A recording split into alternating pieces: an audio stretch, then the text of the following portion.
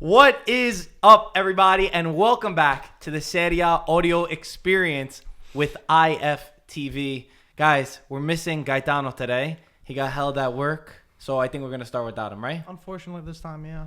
Antonio, you're smiling over there. Yeah, no, I mean, it is what it is. Thank God we have one less Juventus fan over here. He likes Roma. Oh, he likes Roma? Yeah. The guy likes, it's always jumping on the bandwagon. If Juventus he's a Juventus fan. If Roma winning, he's a Roma fan. So. In the Champions League last year, he was going crazy for Roma, right? Yeah. But if he sees this clip, he's not going to be too happy with you. Well, who cares? I'll see him tomorrow anyway. Yeah, so I think we'll start without him. He got held up at work. We got a lot to talk about today. We got the Serie A round just finished. We just saw the Napoli game, actually. Yeah, we're going to do a Serie A review. Napoli just ended. Then we'll do a little preview of next week. We'll talk about the Ballon d'Or. We'll talk about the awards. Yeah. The Azzurri. Italy and Greece lined up. We got a Derby della IFTV over here. That's what everybody was writing to us. So, boys, where do you want to start today? Where do you want to start with Serie A? Antonio, you choose. I'm going to start with Cutrone and AC Milan. Wow. Another comeback. Wow. It's another comeback. I mean, I knew it that we were never going to lose the game, but the tie was a possibility after we went down 1-0. But then I never saw Gattuso panicking on the bench. That's the main thing. And when Cutrone is on the money, I'm telling you, this kid is unstoppable. As I was saying before the pre-recording over here. It was on our Instagram. I don't worry when Cutrone is on the field. I worry when. Even if Higuain is out and other players are out, and but like Zapata, I like him a lot. I mean, I like you. I mean, you guys, I know you don't like him, but Zapata is a top of the line defender. Top of the line. Top of the line. And I was surprised the way what's his name? The other defender played for AC Milan. He normally plays on the wing, but yesterday, Abate. Oh my God, he played like a spectacular game. Never made a mistake. The full game. Was he the captain? Yeah. And he deserved to be the captain. How did Milan play? Up to standards? They played very well. Excellent game. I got up at 6 o'clock in the morning. I got myself a coffee, and then I went quickly to say hello to the dog, and I got myself all together, and I went to put myself quietly watching the game, and I enjoy every single minute. What were you thinking when Parma was up? Well, it was lucky. It was a lucky goal by Inglese. That actually was a spectacular goal, but at the same time, nothing that you could have done. The guy is a tall guy. He knows his timing is perfect. It's not the first time that scored a goal like that, and I have to give him credit. But I knew that AC Milan was coming back, but I didn't know that we were going to win the game. And the penalty was a surprise to me. I didn't see the penalty when the game was live, but then when the VAR took over, the imaging of the TV, I said it was a clean penalty. The VAR worked one time this week. Of course, it didn't work for Inter. It didn't work for Roma. There was a highway robbery when you're gonna like this even more. Bastoni. Yeah, it was Bastoni. He's the Inter. And what happened? Next to be Inter. No, I'm saying he gave you the penalty. Oh, thank you, Bastoni. We like that. I was happy that Kessie was the one taking the penalties this time too, and not Gonzalo Higuain. It was a beautiful penalty too. Blame Higuain. Why no, I'm just saying that they switched the penalty takers. You know why this? Higuain's not playing. He doesn't play for Juventus anymore. That's why he's blaming. Wait, you were saying the last week that you don't want Higuain taking the penalties. I don't want him to take the penalty. So I just agreed with you. I want either Suso or Kessie to take the penalty. Okay, is the rigorista. They said it. Oh yeah. But apparently Higuain, they changed for that time. Maybe want a little bit of low revenge. Well, but look, this week Europa League against Dundalaj, you guys were down 2. You were also down 2-1 at home. That's right. Same thing like this game. You were down 1-0. Both games, Gattuso's team, they stayed calm. Dundalaj, maybe somebody's gonna say, they're not as good. And same thing with Parma. Parma is obviously 6th place. They were 6th place at the time. They both came back. Gattuso's team didn't give up. They stayed in the match. Cutrone came in at an important time, and he became important. And not just scored a few goals. They had so many injuries too. Milan, they're proven in and out. Zapata is the only center back, and they've been playing. But Milan has got a bench. Don't forget that even though the bench is not a gold bench, but it's a silver bench. I'll tell you what, this Bakayoko is a very good player. I'm telling now you. Now he's good. In the beginning of the season, the more I look at him, the more I starting to to appreciate this game. And he's playing a very key position on the midfield. He's all over the place. He's breaking the play over the other teams, and then he builds up the AC Milan play. And then I wanted to see more Calagiego. What's his name? Castillejo. Calagiego. They're all the same. So I wanted to see Castillejo playing a little bit more because I think the guy's got game, and I want to see him more involved with the game, and I want to see him more involved with playing with the first team. He's a Not tricky as much player. as Laxalt, because Laxalt used to be an AC Milan killer. But I'm a little bit disappointed with him. I mean, he's a good winger, don't get me wrong, but I wanted to see this Castillejo playing a little bit more on the pitch. My biggest takeaways this week was, number one, Gattuso's team come back, because I think we've seen also in the past, Milan sometimes they crumble a little bit if they go down in a match, and you don't see them with the confidence, but they did with Gattuso's team. And also Cutrone. I brought it up once. I'm going to bring it up again because this kid, I mean, he's got a fire in his stomach. And I know everyone's going to say he's the first player, the youngest player as an Italian to score 10 European goals. Yes, they're Europa League goals, I should say. But he's on a list with, Del Piero and some other legends, and theirs were in Champions League. But, he's still scoring Europa League. But for a kid is he 19? I think he 19 just turned years old? 20. 20 years old? 20. 19, 20 years old. I mean, he does have this fire, and he's playing at Milan. And I think the question needs to keep coming because we've seen Mancini call up, sometimes he's left the U21 players to play at the U21, but sometimes he's called them up. And I think with the way Italy's team is structured right now, Cutrone can be that number 9 that maybe we're lacking. Or at least have the opportunity to play with the team. If it's not going to be the starting, it's going to be just right there, just the challenging for the but same he needs position. to be called up first. Yeah. Well, listen. We need him to He's get been called with up. the Between Juve. now and the European Championship, we have 2 years. Okay? So you're going to see Cutrone is going to start to play on the Yeah, first I think team. with due time, With due Mancini time, is he's there gonna already. call him up because He's there. every time he plays, he always is impact player, and not so much that he's gonna score every game, but he always is there. He's giving trouble to the other team's defense. He plays with a lot of passion, like we Yeah, said. I You love see that. when I he love that. scores. He really loves scoring, and that's what you need from a striker, especially a number 9, a classic number 9. He doesn't have to get the beautiful goals. Exactly. Get the dirty goals, and And he that's does what you all got to the do. Your time. Listen, job. his goals are beautiful. Don't get me. The But point you is, know, there's a beauty in goal is a simplicity. goal. A goal is a goal. Exactly. His positioning And Italy is can't score insane. goals. Yeah. But we're creating a lot. We're creating I- a lot, but that's- there's not that last touch. Yeah, and even more than his passion, he's got instinct. His instinct is incredible. He's all at the right place at the right time. That's why I don't want Ibrahimovic to come back on AC Milan. No. Ibrahimovic is not going to do anything for us. If anything, he's going to create problem. He's not Because gonna create problems. him and Higuain, they're not going to be able to share the ball at the same position. Two different It positions. doesn't matter. Anto, But so you're this- not going to be playing with the 3 of them on the top. You know what I mean? You would have to Who's change gonna- formation. You can't play a 4-3-3. So what are you going to do? What You're gonna have to It is. maybe I mean, a AC Milan rombo. plays more normally 4-3-3. Yeah. That's what I'm saying. They You do. can't play 4-3-3. Who are you going to sacrifice to put Ibrahimovic Well, over there? that's the point. Yeah. Listen, I think Gattuso, if he had Ibrahimovic, he would be happy. Exactly. Because You he think has so? another option to play with. Ibrahimovic is the type of player that a Cutrone with Ibrahimovic just scores 10 more goals. Listen, the chemistry I'm of the with you, team, Peter. The chemistry of the team will go south. Ibrahimovic does I not think create. it's the opposite. I think that he'll instill confidence. Like Chiellini was talking before, they were interviewing him, and he asked him what has Ronaldo brought to Juventus, and he said when you have a champion like that in the locker room, he goes forget about on the field. He goes but also inside. He gives a lot of belief to the players that he plays around them, and he makes their play better. And I think Ibra would do that at Milan. Watch in January, we have this Brazilian kid, that Leonardo. Paqueta, Yeah. Paqueta. Leonardo already pulled him out. but and he's they said, not that "You developed watch, guy like you Zlatan. watch, but this kid here, you have to give him an opportunity, a chance to play on the system that AC Milan has. Leonardo is not gonna go pick up somebody that a man not fit. This guy's, they said that he's the next Kaká. So They it's a say midfielder. this about He's everybody. a midfielder that he scores all the time, that he's got very, very good instincts for the game, and he knows how to read the game. So I like to see. I'm the one I really get myself too far ahead. Don't forget that when AC Milan got Kaká was nobody.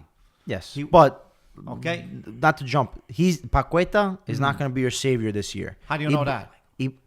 Listen, he's First not of all, going we to be don't your need any savior. savior. But that's what I'm trying We to are say. in good shape. So Ibrahimovic, I think the fact that the player he is, the caliber player he is, not necessarily going to play 90 minutes every game. He might even be a bench player when it all comes down, if he even goes to Milan. So why should we So, spend all that money for You're him? not spending You're not any spending. money. No. It's, But you're gonna it's get it gonna for be free? it's gonna be a Not free, loan but- or Option to buy. option or something. It's not going to be any Just 6 months. big money. How old is Ibrahimovic? Yes, 35. but he can right? still score. There's The only guy po- can still But it's score. not even about the scoring. It's about the voice in the locker room, bringing the people together. A mentor. for Him is someone not, like no, it's Coutron. not, just- it's not the type of player that brings the people together. Yes, he Ibrahimovic. does. Come He on, just are you turned kidding? 37. Yeah, but Marco, 37. this guy here has been known for his antiques. He's kind of a controversial player. It's always he's always wants the ball. He's a ball hugger, and he wants all the game to go through him. No, if he's gonna have to do the same thing with Higuain wants the ball to go through him. Coutron is gonna have to want some of the balls going through him. So it's gonna be like a power sharing. Oh, you Who's can't. gonna be- You're not going to play all who- three. That's for sure. That's what I'm saying. So How who's does, gonna how get- does Juventus play with all the players Whoever- that they have? You So figure let's it say out. If AC Milan takes 15, 20 shots a game,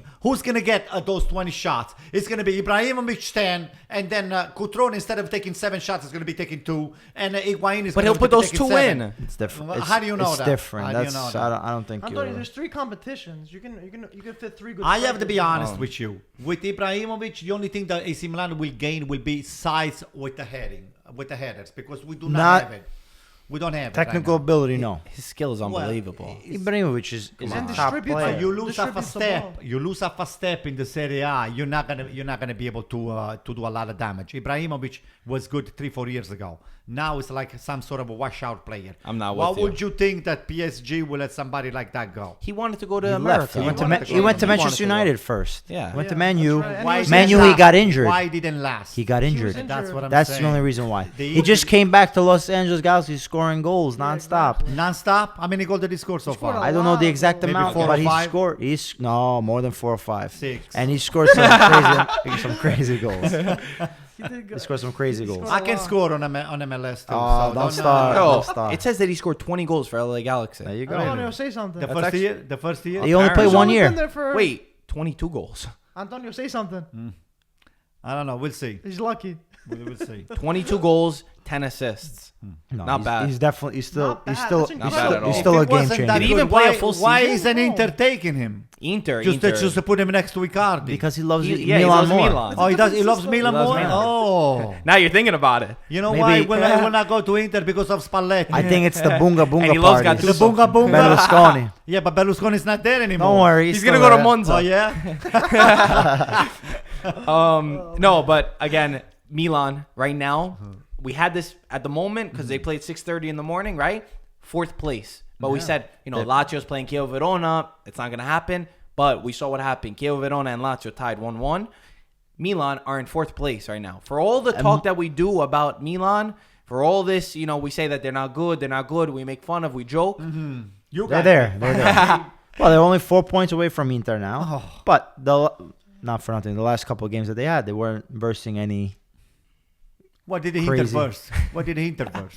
Nobody. We beat How about Milan. you, nobody? We beat Milan. Atalanta. Atalanta. Oh, you got your ass kicked by Atalanta. But Big plus time. Milan's injury list too. What he's done has been No, simply yes. incredible. I'm not gonna take anything. Exactly. Take anything away. AC Milan is Gattuso. never, it never made. Excuse me, Peter. Yeah. AC Milan has never made a point before any game has said that we play with a lot of injuries. They never do that. They said we're just gonna go to play. And No, we're 100%. just gonna- We're just gonna stating play. the facts, though. No, Play the Gattuso was system. complaining that he He was played not 6:30 in the complaining. morning. Yes, he Oh, was. yeah, he did. He's playing. He was complaining because Europa They League. played So you just said that he was complaining. He's complaining about the time that he's playing. He's not complaining. Not about he's the not injuries. complaining about who we have available to put on the Oh, field. he That's knows. it. He got. So No, but Milan. Listen, Milan's. Milan looked great. is there. Milan looked great. They're there. Really. No, top 4. I wasn't expecting them right now at this point with all the injuries. Again, like I Especially all said, the injuries. I wasn't expecting that. I think that's only room to grow. And I think that, a couple weeks ago, maybe a month ago, we were talking about this Gattuso out. We kept getting questions about Gattuso out. Where are all the people that said Gattuso out? Even me, at a point I was thinking, I said if you get Conte, I would take it. But Gattuso, I think, is proving that he could get the best out of his players. Oh, that's how it is in Italy. In Italy, you win, you're great, you're safe. One you loss lose, though, right? you lose, Yeah, and like for pitchforks example, on you lose fire. versus Inter in the last minute, you're the worst coach ever. It doesn't work that way. It's all about how he gets the players to play, and so as long as the players react to him, he's still okay in Milan. I think Gattuso is going to be a tough one to ever lose a locker room. I feel like, He'll it's, fight to you to the death. he's the type that he's going to hold you, and he's not the gonna players fight will- anybody. Gattuso, he knows that so far between last year and this year, for his the way that the team has played, is always has always progressed, and it's within the first 2-3 teams that scored most of the defense and the attack was very prolific. So what is gonna happen? The Gattuso, if he gets sacked by AC Milan, he's got already a job somewhere else. Not a little club. He's got another big club that is gonna. Maybe they'll take him at gonna go in. Monza. Monza? Why not? Why not? Anyway, let's move on. And he made a few substitutions toward to the end of the game. Oh you yeah, know? finally. He was listening to the He's loser. learning. He was listening to the loser of Salvini, right? Yeah. That's right. No, I like that. Move it like this because he keeps speaking away from it. Oh my goodness. Just talk straight. You gotta to talk the into the Antonio. mic, man. I'm not talking to the mic. No. There we go. All right. Anyway, next game. Where we want to go first? Oh, one more It's gotta thing. be. One more thing. Gattuso is a gentleman on the bench. It's Are you not sure? like this Spalletti. Are you sure? What do you think? Listen to me. He's the one screaming. He's not screaming at anything at anybody. He's actually patting the opposite player. Hey, how you doing, buddy? You know, he's trying to play psychological. Set an game example, with right? them. So it's not like he's trying to help him out. He's No, trying to it's play not trying to psychological help in them out, games. But, you know, he's trying to. Mind He's a games. gentleman. Intimidate. He's a gentleman. It's not intimidating. It's not like Spalletti. Spalletti's an animal. What does Spalletti do this What do you week? do? What did he do? What did he Oh do? my goodness gracious! He What jumped didn't like a he do? monkey. It wasn't a jungle. The guy needs to be chained. Yeah, he needs to be chained on a tree. But he's the guy's excited. crazy. But I he's wa- excited. Why? Are you Listen. Did you- Imagine young kids watching a coach like He's this. passionate. Passion. That's not passion. What is it? That's not passion. The guy's crazy. Listen, every once in a while you can overreact. Every coach overreacts. Listen to me. You telling me That no- guy needs to be put on medication. Wait, how does he count? How does he count? Oh, Oh man. I didn't see that. Somebody showed me what he we did. sent it to Okay, you. it was like doing one, One, two, and then three. Yeah. Okay, that was not nice. That I think was done intentionally, and I think Subliminal message? he thinks it's funny, but I don't find him funny at all. It's psychological. Psychological? Like Gattuso when he pats. They're like the same. I don't know. I just, you know what? I think he's a wonderful person, but I don't think he belongs on the bench of coaching a team of the intercaliber. Okay. So Pete, no, I like to know Wonderful what you think about your best coach over there. Stand up for yourself. I will sack him. I will definitely sack him. Sack him. You can't sack someone that's in third place. How do you sack him? And Yeah, don't go to the after Champions how League. many $300 million, he's still on third place. You should be on the first place. But look Then at the I don't know. 10 points on top of I Juventus. don't know where you get your numbers from. I don't know where you get 200, You got 300 nothing but the million. best players. You got Where? Lautaro Martinez. You got another Lautaro Martinez is just like your Paqueta. Paqueta. Yeah. Paquetá.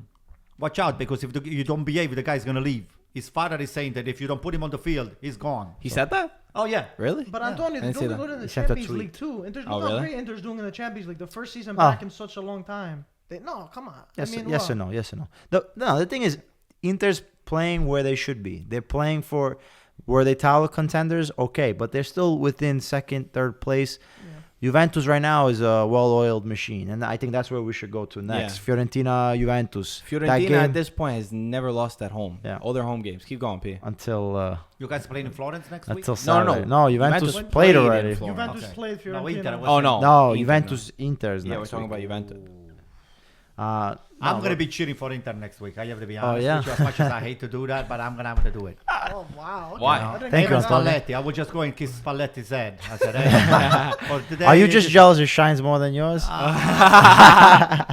He's got a shiny head. I'm He a does? bald guy Oh, too. yeah? He takes care of it, right? Wax on, wax off. So Juventus, they went to Fiorentina. They went to Florence. Tough place to play. Like I said, Fiorentina this season has not lost at home at this point. Juventus also away. They were unbeaten in 2018. They're the only team in the top 5 leagues to remain unbeaten in 2018 away from home. And they made it look easy against Fiorentina, I would say. 3-0. Your boy on the score sheet. Tied top goal scorer in the league. My boy. Yeah, that's your boy. Your favorite your favorite player. And Juventus just looked really good. Chiellini also on the score sheet. And Bentancur, who I got to give credit to my dad, who last week was on here. I didn't realize this, but this was Bentancur's 10th game in a row starting for Juventus, which, like my dad put into perspective, I think last week, Juventus is a team that's at the top of the top. You say in Italy they're at the top. In Europe, they're up there with some of the best. And this kid, 21 years old, coming from Boca Juniors, challenging with some of the best midfielders, and he's playing his game, and he was able to score a beautiful goal. Beautiful To goal. me, he's much better than Khedira, and everybody knew it. Even even last year, they knew it. That I this agree guy with is that. much better than Khedira. Khedira has been given too much credit. Even when I don't think anybody gives him. Marquise was better than Khedira. I agree with you. Like, I agree with It you. just I don't is very- understand But Khedira's not even talking right always now. enamored of this Khedira. I don't know. But we're talking about Bentancur, because Bentancur is the Bentancur one who is a great started player, against great player. Fiorentina, and Bentancur really has done well. I got to give him credit where credit's due. I didn't love him at first, to be honest. I thought he was playing too much, especially in the Champions League last year. But he's really cementing his spot, and he's becoming important to the team, which is pretty crazy to say. But as a whole, Juventus just looked really good against Fiorentina. I thought that this was one where they could have slipped up because it could be difficult against Fiorentina. Chiellini scored against his former team, and they're still undefeated, still with the wins, and Juventus look good. Yeah, I mean, Fiorentina did make it hard on themselves too. They missed a couple opportunities. They played bad in defense. They made a bunch of mistakes too, and let Juve score early on in the game, and they just deplete. I'm listening. Go ahead. This is gonna mess up with the mics, his phone, but but Fiorentina, they didn't impress me, and I was disappointed because they always fight, even against the bigger teams, and against Juventus, I think they just fell over. I think they also have one of the best defenses in Europe. I believe it was. Fiorentina? Yeah, it was. They were in like the top 7 of best defenses in Europe, which and is one of the youngest, surprising. The youngest squad We in Europe know too, that, which is but pretty one of the impressive. best defenses, along with a few other teams. I think Juventus was ahead of them, but other than that, very good. Also, Cristiano Ronaldo. Let me read this for you. Is the first Juventus player in over 50 years to score at least 10 goals in his first 14 Serie A matches since John Charles. So I saw that they put him even against even Ronaldo when he was at Inter, and a few others. Del Piero when he started the first few games, and he's got more goals than all of them. Oh boy. What does that mean? Hey, you're Ronaldo- paying $100 million. You better starting to put some numbers over there on the sheets. Otherwise, what we're gonna do? Just selling T-shirts? I can sell more T-shirts than Ronaldo. No, you can't. No, you can't. No, I mean, listen, Ronaldo, we knew already what was going to come. Of course. Maybe a lot of people were saying, oh, in Serie A, it's a different league. Defensively, they're more It might be harder to prepared score in. tactically. They close you down. But the guy's proven, not just in Spain, but also in Europe when he plays in the Champions League versus the best teams, he's able to score. He's a world-class There's a player. reason why he's one of the best, okay? Peter, There's it a reason seems to why me- it's It 1-2. seems to me that this guy, the way Marco talks about Cristiano Ronaldo, nothing is like gold coming out of his mouth. But I think he's I'm just setting- talking about the top goal he's scorer in setting Italy. himself up for a big disappointment. Because, Why? if they don't win the Champions League, this year is going to be very, very bad news for Juventus. I don't think it could be a disappointment if they make semifinals, finals, and they lose. No. You have to win. Well, the objective is to win, but You you cannot say have it's a to disappointment. win. You can't say it's a disappointment. You have to If you win. make the finals, spend yeah, that you're kind of disappointed that you money, lost. You have but nothing but world-class player. You have A to lot win. of teams spend a lot of If money. you're Not everybody can winning win, though. this year, believe me. oh yeah, when If are they you're not gonna winning win? this Maybe year, that's someone a has to different be reason. sacked. But you know what? No, they're not gonna sack told you, him. it's the The fine reason details the of reason it. why you would say the Juventus is not gonna win if they don't win this year is not so much because of Ronaldo. What it was It's- going to be about what? It's because the aging defense. Chiellini. No way. Listen. To me, Chiellini is almost getting close. He's to getting the, close to his. Yeah, but I'll bring this back up like I did The point I'm Buffon, trying to make. No, from last listen, year. Buffon is a He's different not position. there. Goalkeeper, yes. Yeah, he's not We're talking about Defensive, 30 defensively, yeah. Chiellini, I think is 33. Yeah. So No, he's Third- last time, but No, he's not 30. He's And gotta be older than 30. Bonucci. Check out his Bonucci's age. not all together. no, but the point is He's Bonucci. 34. He just turned 34. So he's getting there. Maybe Yeah, another 2 more he's years, you getting would say. there. He's got another And 4 I don't years. know how long he's gonna be at the top. Okay. Also, Chiellini, by all means, is one of Juventus's leader. of course. He's able to keep shutouts nonstop, and I think he has a lot to do with it. Bonucci, without Chiellini, you see tends Not to the same. struggle. Exactly. Okay, Chiellini is the stalwart of the team, so that's what's more worrisome. Not the fact that Juventus can't get to the finals or can't get, later in the later stages of Champions League, but can they keep the shutouts? Can they not let the goals in? And that's what the real issue is. But besides that, the coach of Fiorentina even said, Pioli. yeah, Pioli. He said in his press conference, "Oh, would you like to have Ronaldo?" He said, "No, I'd rather have Chiellini. Yeah, Chiellini is the exactly. best defender in the world."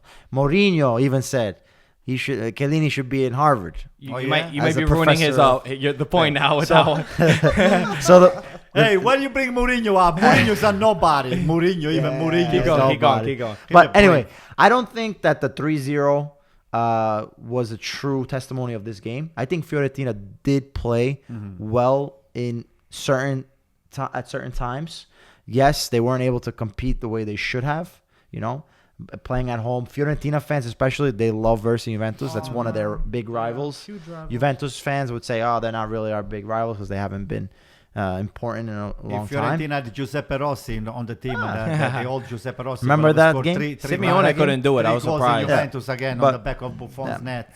So, and then also Juventus, we were complaining how Juventus, they stay 1-0 for a I long was gonna time. say that. They're able to score and score again, 3-0, everybody home. So, I mean, listen, Juventus, we knew already they're going to be a team to compete with, but not at this point. Every other league, it's still open. Yeah. Serie A, like I said, yeah, Napoli is going to be able to keep up, right? But then, or Juventus might lose some points, but then Napoli's got to make sure that they win out. It's very, very hard. It's going So to be a struggle to find the second place all the yeah, time. in Serie A, so. it's hard. But the thing is, listen, credit to Juventus. They've able to bring this team, and then also, like they said, Bentancur comes in. Whoever comes in, they change somebody. They're able to work.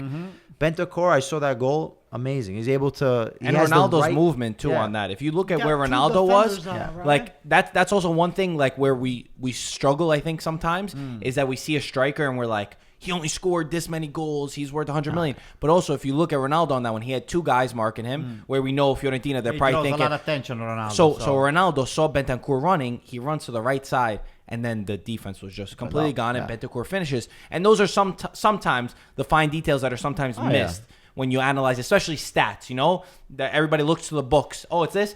But football is a game that's not really. You can look at stats, but they don't tell the whole picture. Yeah. And I think to build off what he said about plopping a player in and out, Chiellini, they were doing the gala, and we'll talk about who won the award soon. I know you're gonna have some funny remarks on that. They asked him about Buffon. They asked him, Buffon, losing Buffon this summer, how was it for Juventus? And Chiellini goes, one thing you have to understand about Juventus is that you're talking about a world-class team. He goes, me, as a player, he goes, you could find a world-class player better than me, better defender than me. He goes, Buffon too. He goes, on the field, he goes, you want to talk about a player, it's different. He goes, you could find somebody just as good, maybe a little bit worse. He goes, what you have to understand that's hard to fix is the locker room presence of a player like Buffon. He goes, so when Buffon left, there was a lack of leadership where inside the locker room, a new guy comes in, a player who's not doing well, a foreigner comes in and it's struggling to adapt. He said Buffon was a leader that was able to guide that team. So who filled up the vacuum that Buffon left? So this is what's interesting. It was Chiellini? Ronaldo. They said Ronaldo? his response was, surprisingly, even though it was Ronaldo's first year, he said he's got that leadership where when you play with him or when you talk to him, you feel confident and he makes the guys around him better. But I thought it was interesting because of the way that Chiellini was saying, he goes, me as a defender, he goes, you could find somebody better. He goes, but the first thing that you need to know is the leadership qualities and how you fit into a locker room. And again, that's just some of the things that even us, we talk about all the games, but we don't know really what goes on inside, Exactly. So I thought it was interesting. And like you said, with Bentancur, like I was criticizing him a few weeks ago, but I really don't have the full picture of how things go. And to be able to put yourself in there, they're able to not keep their foundation on just a single player or a few players. And I think that's one thing that's strong about this. And it also helps when your team is doing good. That's what it is. Like, for example, if you would try new players in Milan, right away, Bakayoko, for example, everyone's whistling at him. Everyone wants him out. He hasn't even had 10 games Right. to show anything. But because Milan is suffering the beginning, all right? Yes, they're doing better now. Yeah. But there wasn't a chance to let this guy get used to Serie A because it is a different league, okay? But let's say, for example, Juventus, the team is doing good. They're winning all the time. Now you can take a player, say, hey, listen, the first game 20 minutes, the second game 30 minutes, and then all of a sudden, boom, he becomes a starter. Because of Biglia, I was surprised the way he commanded the midfield. This guy here, I didn't know that he had that kind of a leadership and skills. Bakayoko? Oh yeah, I was very surprised when I watched the game yesterday. I said, oh wow, I changed my mind about this guy here. I mean, I knew he was a decent player, but not as good as. Not for nothing. You yesterday. consider Conte a good coach, right? Yeah. Conte kept Bakayoko in every single game with Chelsea. So, I mean, he is a great player, and maybe he's not what he's supposed to be yet, but he can definitely help Milan's cause. Absolutely. Hey, since we were talking about leadership, who do you think is the leader on Inter locker room, Pete? Right now, Besides Icardi. I was about to say if he's a Icardi. leader, is he a leader? I Yes, think he's no? a leader. You know why? Because of the passion that he brings. He loves Inter. What about Skriniar? You see, Skriniar is also another leader, I would say, but The he's defensive- the still. defensive leader. I think he's young still. That's the yeah, only yeah, thing. yeah. I think one more year, he can definitely become a What's leader. the age difference between Skriniar and Icardi? It's got to be close. 2 years. Is it? Yeah. Who's Younger. older? Skriniar is younger. Icardi's older. Icardi yeah? is older. Yeah. I knew that Icardi was older. I thought it was a year difference. Yeah. But whatever. You think that is that the main reasons why Icardi must still stay at Inter Milan for the next few years, or is the money that they offer to him to stay? It's just pretty good for him not to move. No, I Or think the fact that they give him the captain band, and what do you think? no. I think Icardi, wherever he's gonna go, Mhm. if he leaves, is gonna get paid. That's beyond question. No, what I'm But saying the to point you, is, do you think that the fact that he's the captain of Inter, But that's what I'm trying to explain to you. He's the I'm- franchise player. I'm if you trying think to he's gonna I'm be the trying to one. say is that Icardi loves playing for Inter. Okay. He said it over and over again. He appreciates that he has the captain armband. Mm-hmm. He feels like he's a leader and he wants to take Inter to new heights. Mm-hmm. He also has a special relationship with Zanetti, who's the vice president of Inter. There's Argentinian Yeah, history that in counts, that Inter. counts. So I mean, I think he appreciates it. Maybe in the future he wants to leave. Who knows? But the point is, right now he's happy where he is. He wants to bring Inter to new heights, and they have a project at hand. That's what the most important thing is. If you have a project, And what is the project, by the way? I don't know. What is Well, the project listen, of Inter? What's the project? They just came to the. He's hitting you. He wants you to shut up. What's the project, Pete? the project is to do well The in triplete? Serie A. No, It's not for this year. No, Pete. What do you mean it's not for the first year? So It's not you will for the spend all that first money. year. You spend so much You money. spend money just for 1 year. You don't consider the next year. Where do we spend all this money? I don't know where you say all this money. That's what I'm not understanding. What did we buy? We were talking about Icardi. Who? You gave more money to him. We Vananara gave him a said- contract because if he What happened? Hey, Wanda the said, guy's hey, I need more the money. guy's a capocannoniere every single year. He scores goals. Okay, so So you have to pay your goal You scorer, spend a no? lot more money, so that's number one. Then you buy Lautaro Martinez. Then you pay Lautaro Martinez, how much did he cost? Keita Balde. Keita Balde. How much did he cost? Raja. Easily De Vrij. 20 De Vrij. Raja. De Vrij. De Vrij. Oh, De Vrij was a free transfer. Free transfer, De Vrij. you guys you definitely spent $100 million easily. Yes or no? Close. It's not a lot of money. 6 players. 6 players. But you got nothing but top of the line players. But Milan spent And we over spent only 100 million. Milan Big- spent over 200 million. We didn't spend any money. This year, last year, you guys spent a lot of it. Don't forget that we still have a Silva. We just loaned the kid. I heard he's doing very well Yes. right Sevilla. now. Sevilla said you ain't getting him back. That's what they said. Wait a moment. Take it easy. I'm just We're telling not you what getting they him back. said. Sevilla's on first place, right? Yeah. You see? So that's Not what I'm bad. saying to you. So just, hold on, because we have AC Milan has got something very, very big growing up. But they have into a the pipeline. project. They have a project. project. What is the project?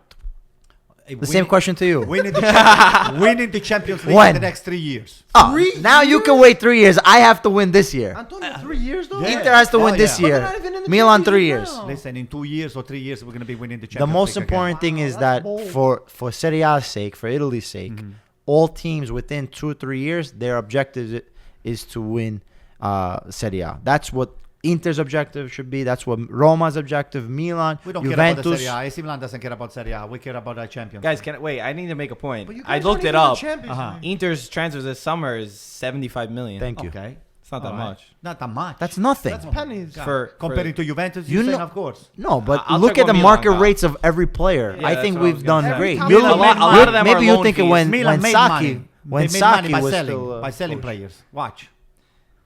Yeah, we made money by selling players. Great. One second. But the difference between Milan and Inter. We're playing in Champions It's League. only 3 points Yeah. or 4 points. Yeah, I We're know, but playing they're in also Champions playing League, and it's still Champions the early. It's the season is not even halfway there. Oh, really? You're gonna see it. You're gonna sleep up on the next after the panettone. You're gonna get a little drunk after Christmas and New Year. You're gonna get mad We'll at see me. it. Huh? Milan spent more. No, how How much? much? Did they spend?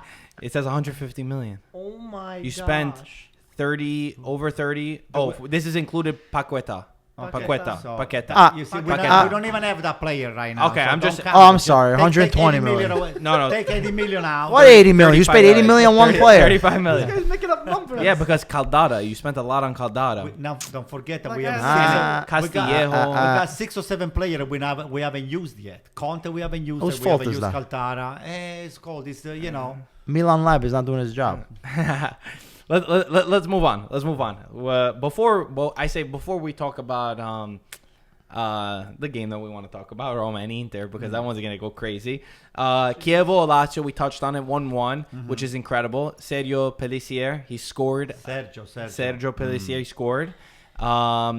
He celebrated with his son. It was very beautiful. He said, "I've been waiting to score again so that I could finally celebrate my son." Inzaghi said, "This was the worst first half I've seen in my entire life." He said at halftime, they asked him, did you want to make a few subs? He said, I wanted to throw the entire team out. That's how bad we were playing. Things are not going great for Lazio.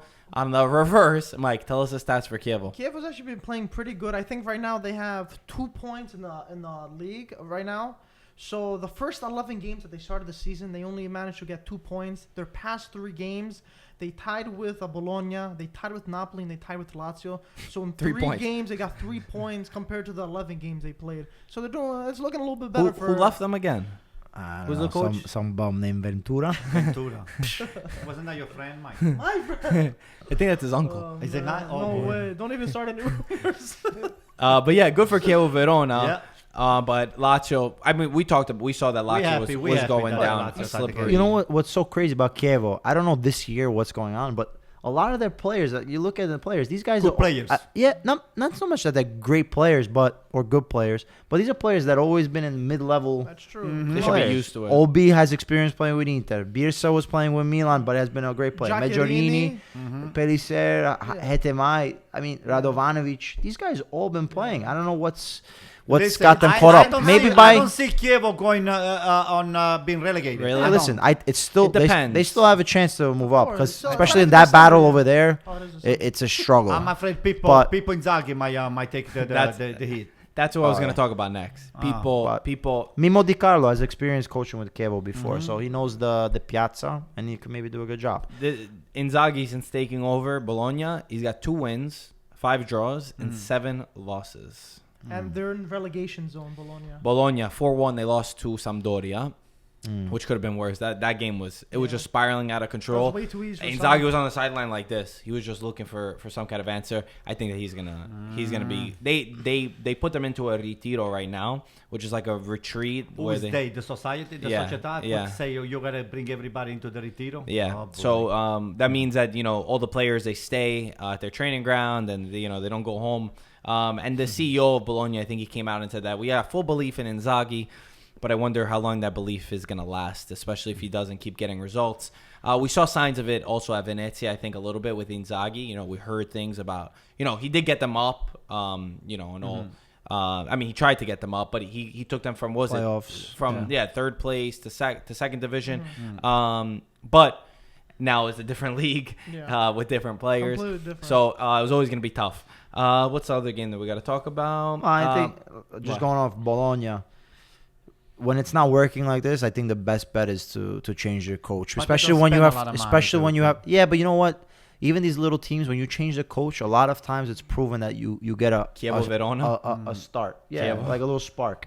So I mean, Crotone's done it. Then this January, if Bologna really wants to stay in Serie A, they have to do some major moves, and not necessarily buying a high, price players. Sometimes, One or two. experienced players are the best thing. I remember Sassuolo when they first came up to Serie A.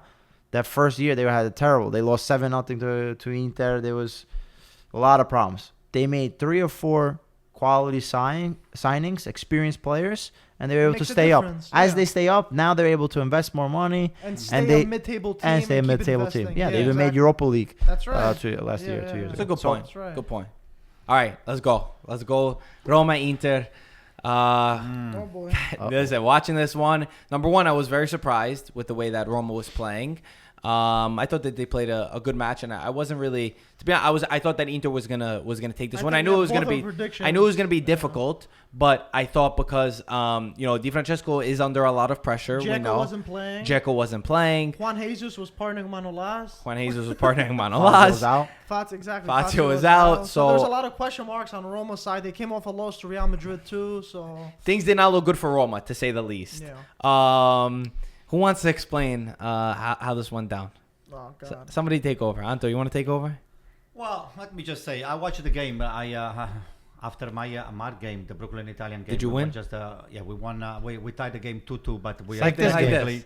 Yeah, I know. So you didn't win. You told me you won. No. We tied the game 2-2. They won the first half, right? Yeah, we won the first half. So we won the game 2-2, and then we wound up going to Patrizia to watch the second half of the Roma and Inter. So, but looking at the game, a lot of distraction between the food and the people coming in, and a lot of commotion. There were a lot of Napoli fans, and there were a few Juventus fans, and then Ludovico was the only Napoli fan over there. He couldn't even give a damn about the game, because if it's not Napoli on the screen, he really doesn't care.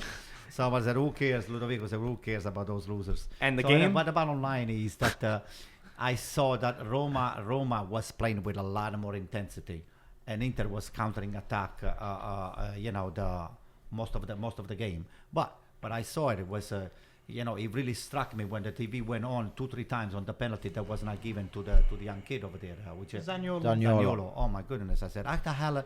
And then I said to myself, again, I'm starting to question myself. Why isn't the people or the group over there at the VAR not calling the guy on his earphone and telling him, "Hey, by the way, you should go back and just watch the replay. There is a penalty. It's a clean penalty." He looked like the referee looked in. I saw screenshots of where the referee was. He looked like he was in the perfect position to tell where it was.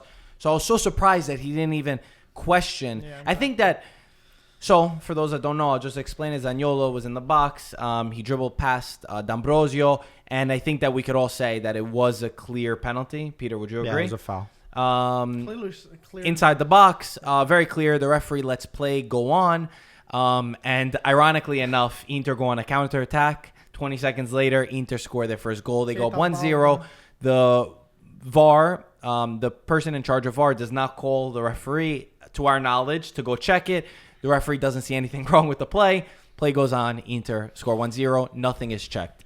Again, we get brought back to the same situation where this season, VAR, we know the rule was changed, that we've said that it has to be... I don't remember the terminology that they use, but it had to be clear and evident mistake, which has screwed things up from my perspective of how the VAR is used this season, because we're seeing it less and less utilized when we do have the tool to utilize. And I think that the frustration just comes. I can understand why the referee can't see it. Maybe the referee thought it was a dive, whatever. That's why there's VAR. But again, there needs to be somebody up there that says, listen, referee, you got to go check it. But you said before, the people from the VAR did not call the referee. To my knowledge. Wait. But who else called the referee? Zaniolo called the referee. A lot of other Roman players they called referee. The bench was referring to the referee. That has nothing to do with it. What do you mean that has nothing to do? Every coach, every player is yelling at you all the time. When you have 20 people telling you, hey, by the way, go look at the VAR, and then you completely disregard it. Doesn't matter what they say, though. At the end of the day, it's the referee's decision, whether you scream at him or not. I think Antonio has a point, because if there's so much outrage, it should be checked. It should be checked just to keep the sanity of the match. There you go. But that's not the reason why you check it. See that? No, but I don't agree with that, because every foul, then everyone's gonna be every screaming. team is always gonna be going, oh. That's how it works. The point is that's a foul, and that should be reviewed. That's the point. The thing is, VAR check has messed up, and that's the real thing. The fact that Zaniolo's screaming, or the players are screaming, the coach is screaming. No, but that should be a signal for whoever's at the VAR to check again. But even for him, even if you don't get the call, you said you as a ref said, "Hey, is everything okay over here?" A lot of people are screaming over here. Can you look at it? But he never said anything. No, because it does calm down the situation, because you can say, "Listen, they checked." Yeah, but that's how you influence the ref. That's not the real reason that you gotta get the VAR. Mancini after the game, he was. I'm with you, Anto. I think that it is. I think it's a After factor. the game, he was like almost Mancini? Mancini. He spoke No, about it was about Totti. it. Totti too. Well, maybe him too. Totti. But What did big Mancini stand. say? Mancini after the game, he said almost every situation should just be checked by VAR. So I'm there's with no that. contact. Yeah. I'm with that. And that's what it should be. We talked about this in the beginning. It takes an extra minute, and no one's gonna have any more. But it doesn't even problems. need to take a minute. That's what I'm Before saying, it takes a bro. minute. No. But before it should takes. not be up to the VAR to decide whether there is a penalty, yes or not. If somebody's challenging you to play in football, If the you coach, challenge, that's a different story. in football, they throw a yellow flag on the floor. Red It's the flag, coaching red. staff. A yellow or red, whatever the red. case might be. They throw a flag on the floor and said, I'm challenging the game. Why challenging your decision as a ref? So they go on the video, and it's not the ref deciding. I keep saying the same thing. We are going back to the same thing. The VAR is not in charge, should not really be in charge, and not even the ref. There should be rules and regulation, 5 people or 3 people, 2 out of 3, 3 out of 5. Yes, it is. No, it isn't. End of the story. But somebody's challenging you. You owe to yourself and to every spectator and the people watching and paying for the game or betting on the game. Betting on the game. Antonio's There's a mad lot now. of money involved over here. There's a lot of money. But you shouldn't even get to that point. They should You just check it just- before they even argue that point. Because you can Just say, pull the hey, mic. by No, the other way, way. you can say, hey, by the way, I didn't win Yeah. my bet because of you guys didn't give the penalty to Zaniolo because Zaniolo was pulled down on the penalty box. To go to what Antonio was about to say before about Totti, Totti said the real question is what match was the VAR looking at? He said, seriously, this needs to be fixed. It's impossible if we continue going forward like this. And I think that a lot of people jump to the problem with this is people can't separate themselves from emotion. That's number one. You know why? Because the first thing is this. People right away, oh, but Totti, remember that time that you did this? You got away with it. Totti, after the match, he said, listen, it happens to Roma now. He goes, next week, it could happen to your team. It could happen to this team. It could happen to this. Totti's not saying Inter got this game like this. So don't take it offensive, number one. He's stating the facts for what the fact was. The fact was that it was a foul. Whether it happened to Inter, whether it happened to Roma, whether it happened to Napoli, Roma, Juve, whatever, it was a foul, and Totti is right. James Pallotta, same thing. He went a little bit further, and he said all of Roma's games are starting to get like this, which I can understand his frustration too, and I understand everyone's frustration in this, and it should have been checked. There's no excuse when we have the technology like this for it to not be used, and I think that they need to take a step back.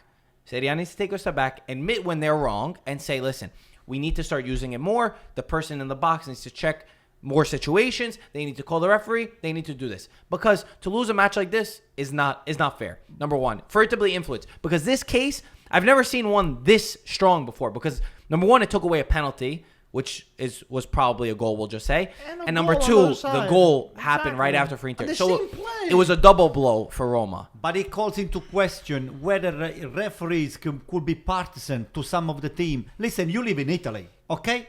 Whether you're born in Rome, or you're born in Milan, or you're born in Torino. I was born in Bari. I'm an AC Milan fan. Of course, I'm a Bari fan too. But I am born in Bari. I am an AC Milan fan. If I'm reffing a game that I am reffing Inter Milan against AC Milan, hey, Cinque Palmi or Antonio is reffing Milan against Inter, and Antonio is from Bari, guys, so it's no partisanship. They're not gonna know that I'm an AC Milan fan. I will give 4 or 5 penalties to AC Milan. But that's Am I saying that was the funny. game? Am I saying that the game? There is a little factor that is on the back of a lot of players and fans that should be eliminated. This is the reasons why I keep saying that the VAR should be in charge of making the final decision, and the final decision will never be kept or left to the referee on the field. But besides that, you cannot. That's too extreme because at the end of the day, the referee has to be professional about his work. This is his job, so he's gonna make sure his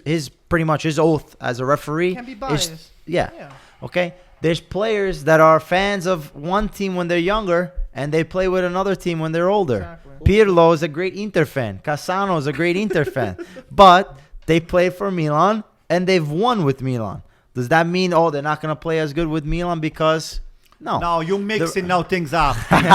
What is he One mixing? thing is playing apples with bananas. Where's the orange? One thing is playing a game for either team. One thing is just making decision about winning or losing. Or No, but you have to be influencing the game. professional about it. So your job is to be a player. Your job is to be a You referee. can't separate those things. Where do you draw the line? Where are you professional and where you stop of being professional? You tell me. You tell me. It's very evident what happened. And listen, this guy, I like the ref. You're telling me Rocky is an Inter fan? I don't know. The guy gave a penalty versus Inter versus Napoli. The guy was outside the box. Obi, 3 years ago. No, 4 that's years ridiculous. Ago. That thing. What I'm trying to explain that. We gotta stop with that. I'm wrong. I just hope I'm wrong, and I hope for everybody's sake that I'm wrong. Okay, but why aren't you reviewing a play like that, which is very evident? That's I agree with your end goal. I agree story. with your end goal with what your point is.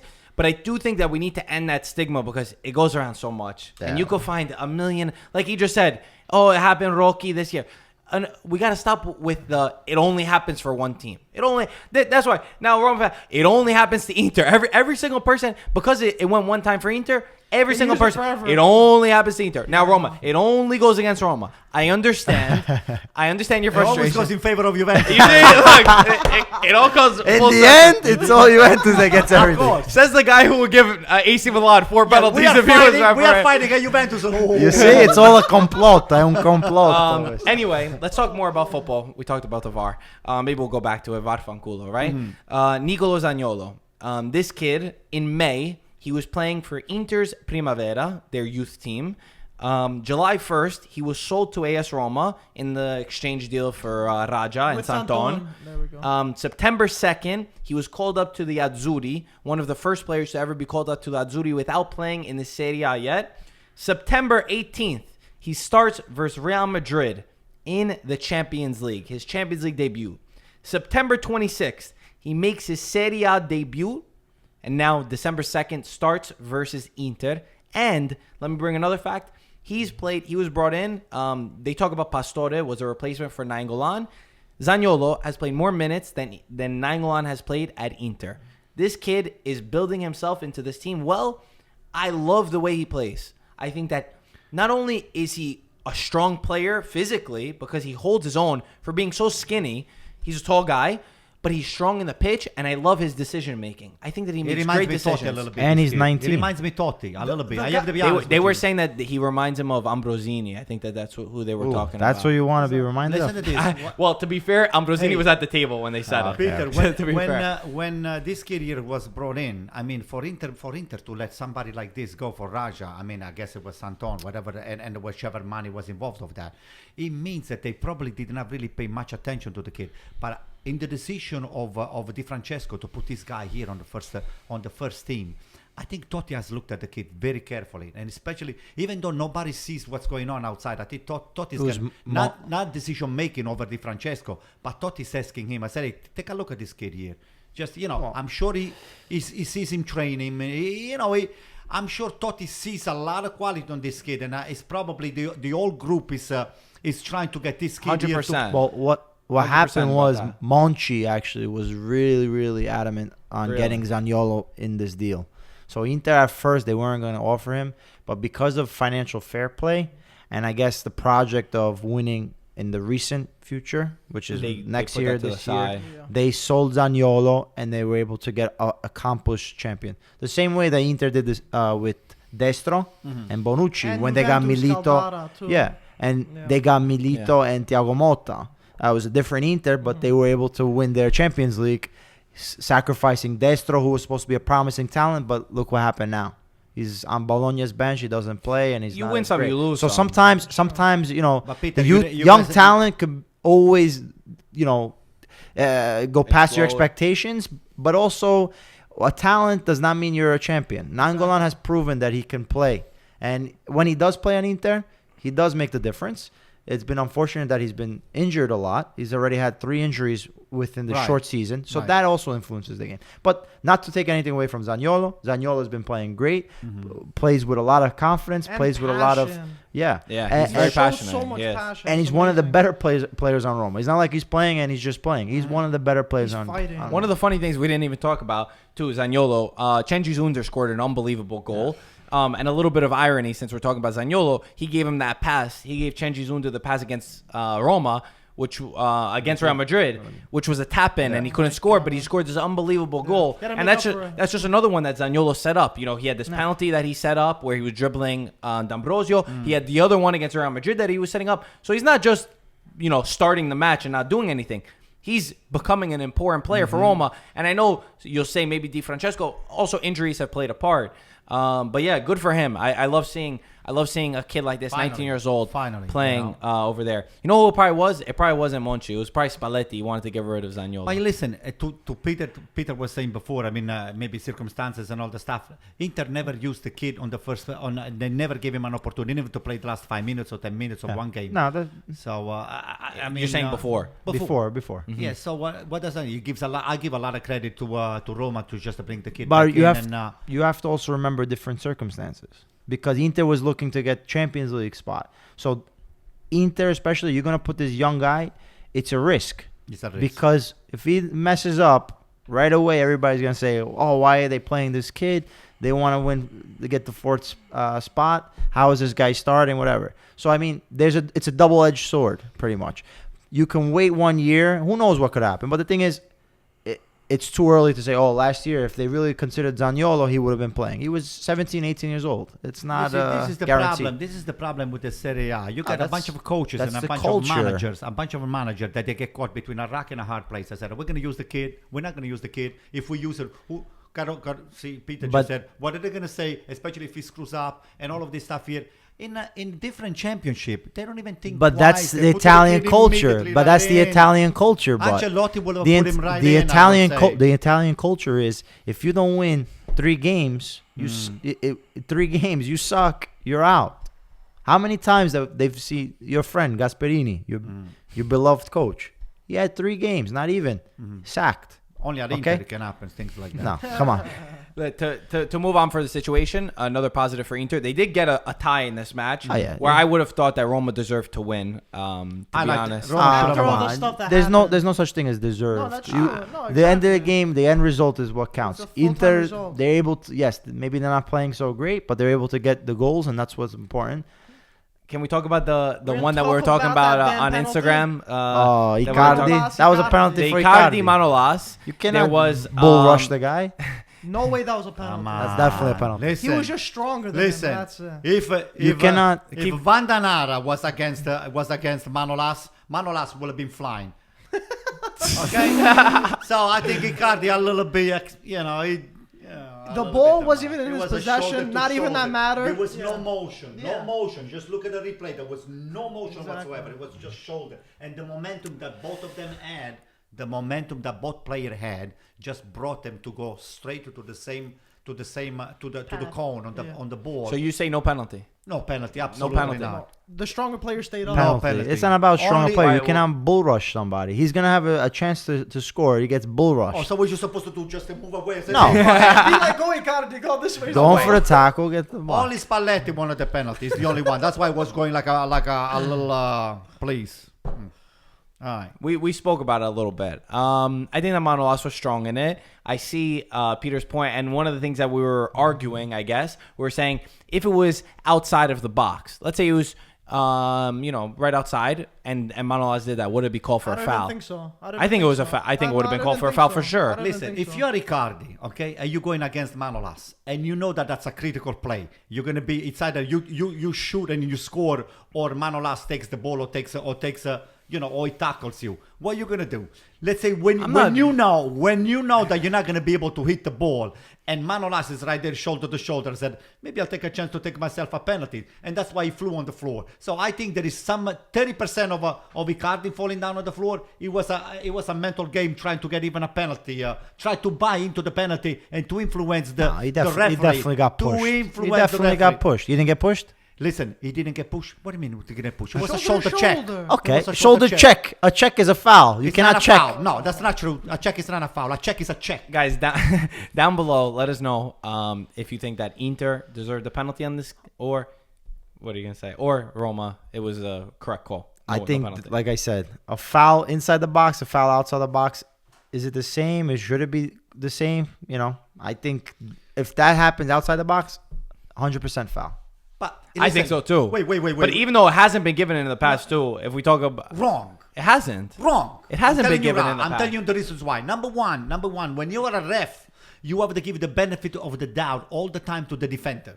Okay? The defenders has more the benefit of the doubt when it's on a 50-50 ball, especially when there is no clear evidence that there is a shoulder check on the hands. There were no hands up. No. There were no hands. Were the hands up, Pete? No, Okay. no hands. So the defender has to get the benefits of the doubt, number one. Number two, physical stance on Manolas. Manolas is twice the size of Icardi. He's not In twice the terms of- size. Maybe not twice the size. Manolas it's a piece of concrete. Icardi, That's what I like to hear. Icardi is a little bit more He's of like a little you know. daisy, a little flower. Yeah.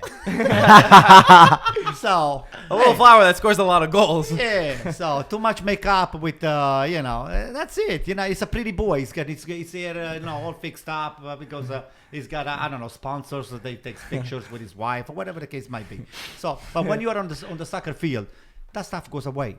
Yeah. So you have to go and try to score over there, and Manolas is not going to let you. It's not going to let you, put down the red carpet for you to just go over there and take the shot. In the end, they didn't call it, so it's not. And it was the the right end of the decision world. to make. I If think- it was, if it was a penalty, the VAR would have been reviewed already. And I think they reviewed it. Yeah. Did they? No, we don't know. Okay, No, why we don't didn't know. you We don't guys? know. Why We don't why know. didn't you guys ask You didn't for need the to VAR to review review? that. Does You it- didn't Okay, need to- let's move Yeah, on. that's Let's move what on. I'm saying. The Okay. Euro 2020, the qualifying groups were announced. Oh, boy. I'll read them to you.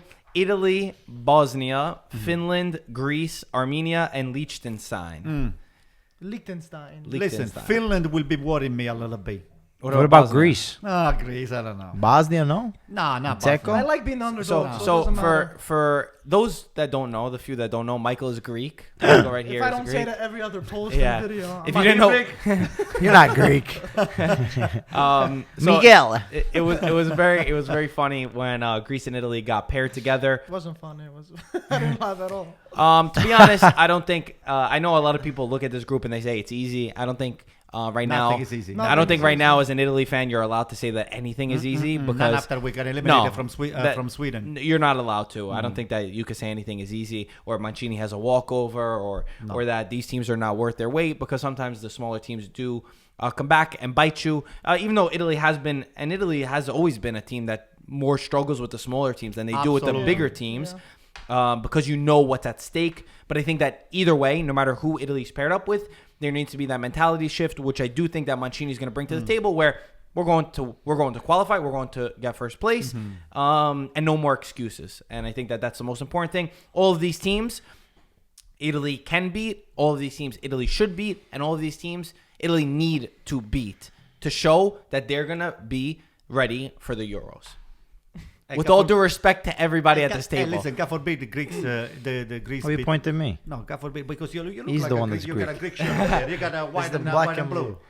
You got blue and white, right? That's Greek. Exactly. So you're Polish? Bari and Milan, Bari and Milan. That's so good. Anyway, no. What I'm saying is, God forbid, Greeks, the Greeks, they win against Italy. They're said gonna have God a national holiday. So No, all due respect, everybody should go into the matches thinking Absolutely. that they should win. Absolutely. I'm not saying. I'm just saying, as a fan of a team, I think that as an Italian fan, we want to see them win, and we need to see wins. Well, So, that's also Mike, how big it was to stay in the Nations League in the Yeah. first group, because Yeah. we could have got a much tougher group. Because Yeah. what happened with us also for the World Cup qualifiers, besides the whole Sweden game where we should have won because we're the better team, we were paired with Spain. Yeah. And the real reason why we didn't go through is because we couldn't beat Spain.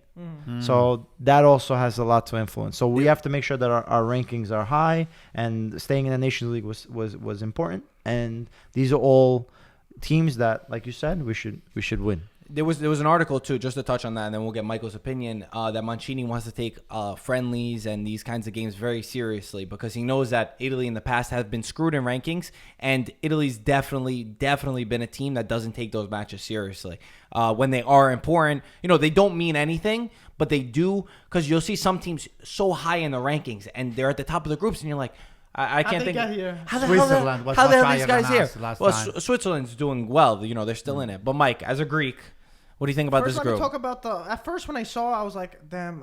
When they picked the groups and it was pot 4 ready for Greece, I was like, oh my god. I was like, it better not be there. Better not be there. And then I found out they were in the group. Let me talk about the Greek press a little bit.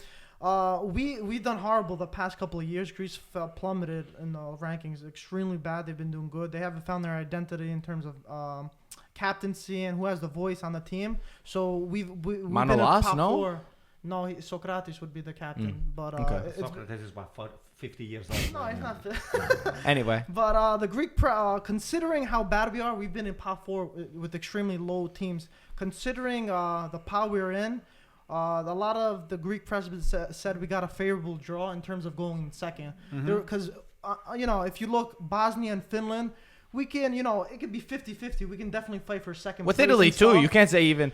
Well, they're saying like Italy first, but we could definitely fight for a second spot because Bosnia, they went in pot 2 and there was a considerably stronger teams there, and even pot 3, so we kind of lucked out on that. Germany, Netherlands. Yeah, exactly. There's some big So teams there's that were avoided for huge everybody. teams, exactly. So it was kind of favorable, but at the end of the day, I definitely think Greece could definitely fight for second. I think Italy's gonna take this. Maybe not a breeze, but I think they're gonna fight for first, and it's gonna be whatever. I have a second. feeling that Hopefully this Greece takes Finland second, is but- might cause some trouble to a lot of the teams. Yeah. But anyway, let's keep moving on because Wait, it's not.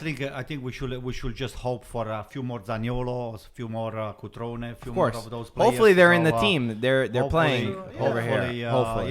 they'll by the time we'll be ready to play the championship. They need to play in these games because they're the ones who are going to be leading us in the that's Euros. why- It's gonna start in spring, actually. The first. That's why the matches. reasons why I keep saying that you have to put the young people over there. Forget about all of those people coming from Argentina, Brazil, and all the stuff. We need to just put our youth, put them in the pitch. Don't take the chance. Sometime, whether you're fighting for the Champions League or whether you're fighting for a relegation, you need to put those players inside and give them the chance. And so I applaud Totti. I think Totti is doing a good job in Roma. This is very important. Nobody knows. Totti's always he's been shown on the camera, been sitting on the top over there and just looking at the game and not saying anything. But Totti, I think, he's got plenty of clouds, and he goes and talks to Di Francesco when he has to. So believe me, Di Francesco and Totti, they were teammates. They played together, and they have a lot of respect for each other. So I see Totti imprint into the decision making of the Roma, including Di Francesco, who's going to put on the pitch. The game that we did forget too is Atalanta Napoli. Atalanta did pretty well against Napoli. It was 1-0 for Napoli in the beginning. Who scored? Zapata. Zapata. Yeah. No. Yeah. Who scored Yeah, for Napoli? Oh, Who scored for Napoli with Fabian Ruiz. Ruiz. Oh, Ruiz. Yeah, Ruiz again. has been forming such a great midfielder. The past month, I'd say he's been really cementing his spot. He's been scoring even in the Champions League and Serie. He's been doing great. And then Zapata scoring against his old team, right? He used to play. That's right. He Well, used to play at he's still Napoli. owned by Napoli. He's just being Is he loaned owned by out. Napoli or Yeah. Sampdoria? No. He went to Sampdoria on loan from Napoli, Oh. and then he came back, I and then don't they know. loaned him out to Atalanta. Well, he scored a very important goal. It was 1-1 for a long time. Yeah. And then Ancelotti threw in Milik, who I know we're all talking about center forwards for Napoli. Milik came in, 85th, 86th minute, scored a beautiful goal to put Napoli ahead. Yeah. And it was very important. I know they even asked Ancelotti afterwards. They said, Milik, you're keeping the Scudetto. It was like 86 minutes, the hopes up, right? Yeah, hopes up and the lead there. And Atalanta and Bergamo is a very tough. Even if Atalanta's not doing so well right now, playing in Bergamo No, they're not and, easy. They're and not playing easy. with all this pressure, I think also of how Juventus did and how other teams And did. coming off a draw, too, Everyone against breathing, Chievo. everyone breathing down your back. I think it was an important win for Napoli, and good job by them. Good Good job by Ancelotti. Peter, do you think that if Sarri was on the bench over there, he would have made the substitute, putting Milik for Mertens? I think so. You think so? I think so. If he had Milik on the bench, yes, he would have. Because you're going into the 80th minute, 82nd minute. But It Mertens wasn't is like a top of the line scorer. He probably would have put somebody else out. It We would saw probably Sarri put do maybe- many times. Not We saw that him, many man. times. That guy squeezed them. I think if he had Milik on the bench, he would definitely put him in within the 80th minute. I'm not saying he necessarily takes out Mertens, but he might take out Insigne, he takes out somebody else. Hamsik, maybe. To preview, let's do a little preview of next week real quick. We'll touch upon it. Let's keep it brief though. Juventus Inter is on Friday. Peter, good luck, but not too much luck.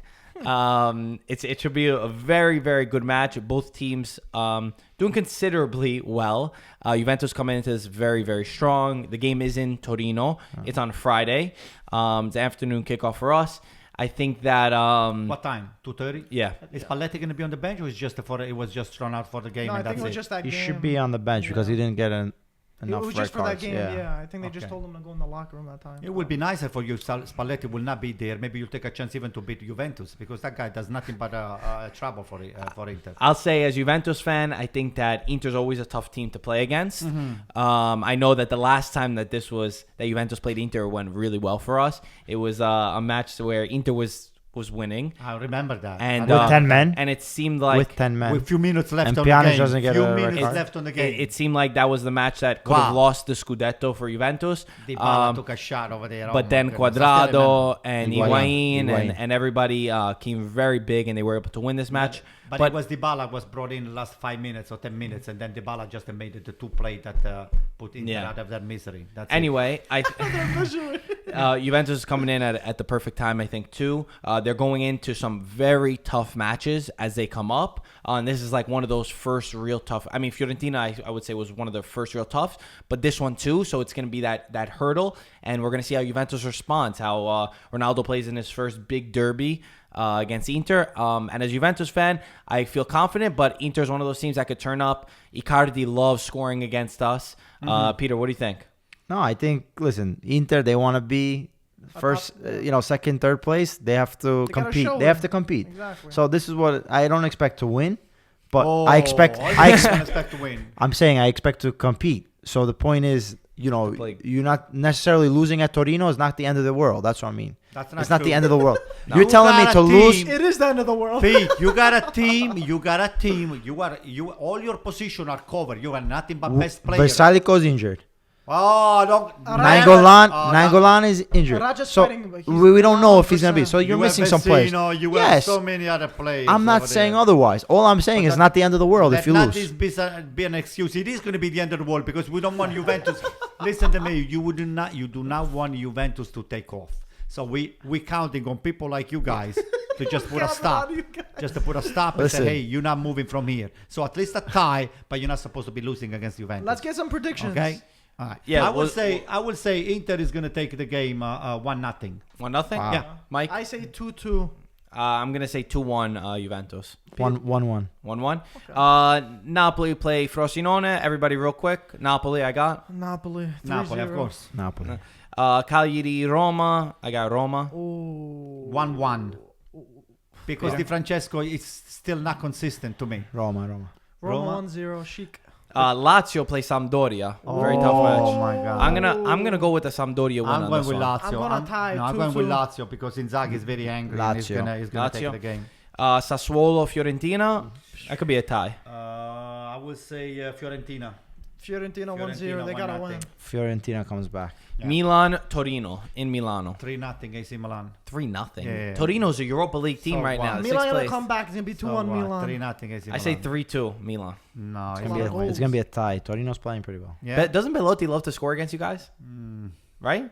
Am I wrong? Am I I right? think Milan is gonna take the game big time. Okay, last things that we'll do real quick. We'll talk about the Ballon d'Or. Was released today. Unfortunately, Italian Serie A player didn't win. Modric won first place. Second place was Cristiano Ronaldo. Third place was Griezmann. Fourth place was Varane. Help me out Was over it here. Varane? Yeah. Varane? Was it Yeah. Varane? And then fifth place was Lionel Messi. Messi. Let me ask you, Antonio, what do you think about those rankings? Who would you have given first to? Listen, Modric deserved it, but I would have liked to see Messi second. Really? That far? Oh yeah, Messi will be. But what I they will do? put Messi second, and I No, will Messi- put, Why Messi- did Barcelona do that? No, nothing. Varane and Ronaldo maybe third, tied Why for is third Varane place. so hot? Yeah. France, right? France. Messi, And he won also Real wait, not Madrid. to take away from Griezmann. Griezmann is one of the best striker. You know, he was not that lucky, but he won the championship, the world championship for France. That's true. He was very influential to win. Mike, the what do you think championship. about Modric winning, think- Ronaldo second? I think it was fair, to be honest with you. Peter. I don't want to lie. I think it's fair, but just a sour note, because Schneider, when he played with Inter 2010, won everything there was to win and was a finalist in the World Cup. Same way Modric was the finalist. Right. And they did not give the Ballon d'Or to Schneider that year. They Well, I gave it got to another one for Iniesta you. because he I won got the another World one Cup. for you. Maldini So in that won case, everything for AC Milan. He won the Champions League. He won the Campionato. He won the World Cup for in team, one he won year, everything, yeah. that's what we're talking about. That's One what- year. I'm with you. Milan I never won the just- triplete. Yeah. No. I know we didn't win the triplete, but we won just about everything else that was there. Yeah, to but be it's won, based we on won. 1 year. No, I mean, you see Peter's point. We know that the Ballon d'Or is more of a popularity contest. It is. This is Shame. also the first time in 10 years that Ronaldo or Messi does not win. The last person to win, they say the last human to win was Kaká in 2007. That's true. And The only thing I gotta say, I feel a little bit bitter in my mouth for two reasons. Number one, for Ronaldo? no, listen, I'm gonna thank explain God. it. Number Oh one, my God. number one is I would have loved if Modric would have been at Inter, so we could have had the top two be Serie A would've been players, beautiful. because it's been too long since a Serie A They'll get him player. in January. Don't worry. So that I did feel a little bit Got plenty bitter. of money. Number two for Ronaldo too, because he had an incredible season, and I think that you're only starting to realize how important he was for Real Madrid. Looking at Real Madrid now, especially where they were, they thought, oh, we could replace him much easier, and I think that they have struggled to replace him. But again, I know World Cup is considered. There's a lot of things considered, and the bitterness is number two that Ronaldo didn't win, because I just wanted to see a Serie A player as number two. But again, A Juventus it is- player too, of course. Of course, a Juventus player too. Sure, But yeah. listen, the top two would have been nice. But I don't agree with you that Messi should have been two. But it was fair. I think I'm we more. can all I'm more agree. happy with Messi's place. I think he could have been third, fourth, but he's not top We can two. all He agree wasn't though, top two. Modric did deserve He didn't do it. anything with To me, Argentina Griezmann and or Messi, I Barcelona. would put Griezmann and Messi on the same. And Varane too. Varane is just tremendous player. I don't agree with Varane. I don't really watch that much. I can't even say. Your Just boy, a your boy little- Pogba got 9 votes. A whopping 9. Pogba was ruined by Mourinho. They sang that there was a fight this week between Pogba and Mourinho. Because he got his And then- hairstylist coming to the hotel. And then This guy's crazy. Mourinho Yeah. Mourinho called him a virus, so-called. This is what the journalists are saying, that he called Pogba a virus. You see? You see? You see, I keep saying the same thing. So you There agree are- with Listen, Mourinho? we paying too much attention to the coaches right now. To coaches, but before I keep saying the same thing. The coaches were nobody. They were some of the lowest paid into the group. Now we have the coaches making more money than important players. I do not understand why. Somebody like Spalletti, for example, he's got all of the decision making. He's got all of this clout. That's He what's doesn't. important. You That's need to not have that important. You need a manager. You need one leader. If you don't have one leader, the locker room is gonna go all over the place. You need somebody who's gonna take the decisions.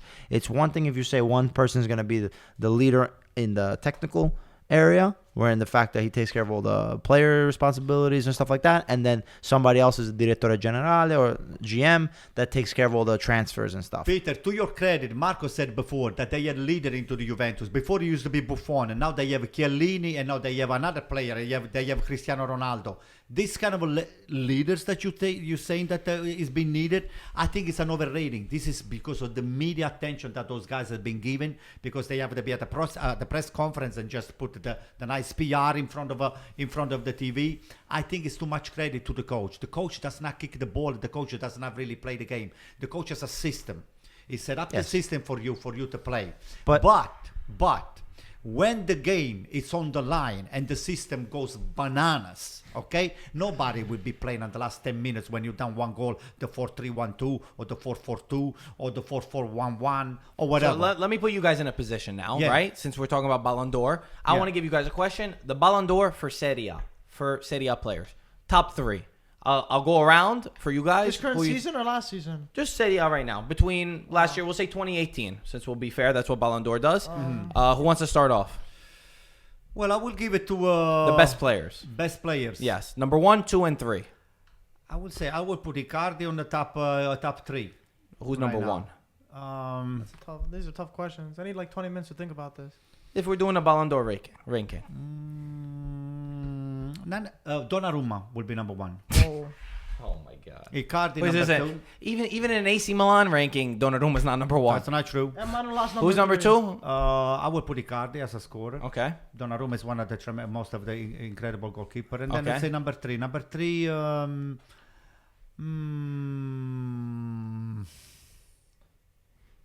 Everybody else come up with theirs in the meantime. That's a toughie.